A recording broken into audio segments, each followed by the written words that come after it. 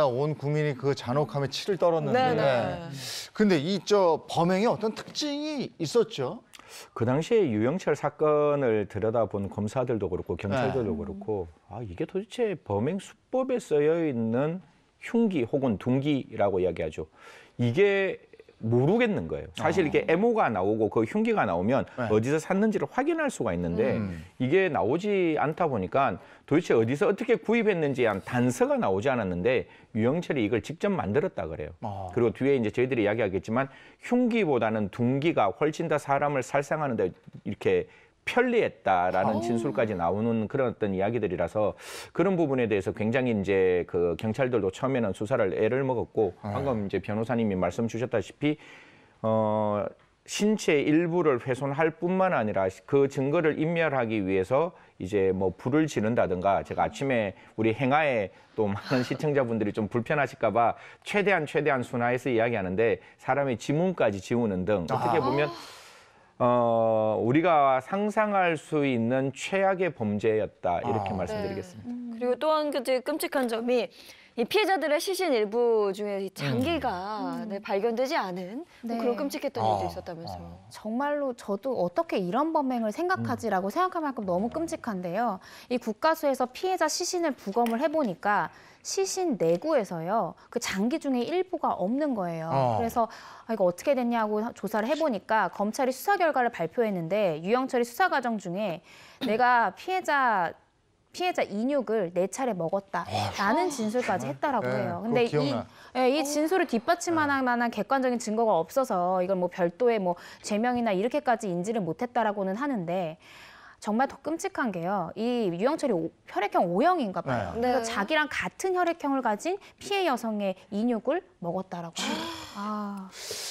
아니 그리고 이 살인을 저지르려고 동물을 가지고 살해하는 실험을 하고 이랬다고 그러지 않았어요? 그때? 사실 이게 우리나라에서 아직까지 이런 부분에 대한 범죄학적 연구는 아직 완벽하게 되지는 않았습니다. 사실 이런 부분도 좀 이렇게 범죄의 동기라든가 범죄의 발전 그리고 이 사람이 앞으로 어떻게 범죄를 흉악하게 저지를 수 있는지에 대한 통계학적, 베이직 에비던스에 관련된 어떤 연구가 필요한데 미국에 있는 FBI 연구에 따르면 동물을 학대한 사람이 연쇄살인범으로 진화할 확률은 거의 100%에 가깝다라는 이야기들을 하고 있어요. 그래서 지금 우리나라에서도 굉장히 이런 어떤 반려견, 반려묘에 대한 어떤 학대뿐만 아니라 이게 유기견, 유기묘에 대한 더 잔혹한 학대들이 있잖아요. 근데 저희들은 그냥 그거를 이거 송개네?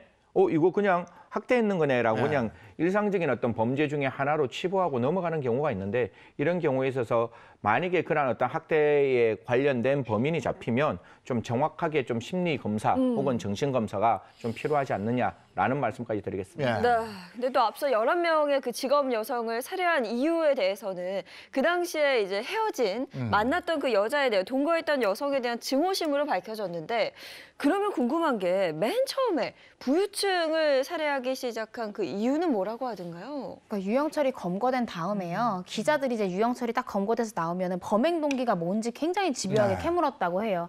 근데 유영철은 정말 당당하게 여자들은 함부로 몸을 굴리지 말고 부유층들은 각성해라 이렇게 담담하게 얘기를 했다라고 해요. 그러니까 마치 내가 국가가 행하지 못하는 부유층에 대해서 훈계를 하고 직업 여성들에 대해서 내가 정당한 무슨 형벌권을 행사하듯이 그런 식의 발언을 했다라는 것 같은데 본인이 약간 영웅 심리에 휩싸였던 건 아닌가라는 생각이 들고 실질적으로 그가 생각하는 것처럼 그는 무슨 정당성을 지닌 살인범이거나 그건 전혀 아닌 거죠.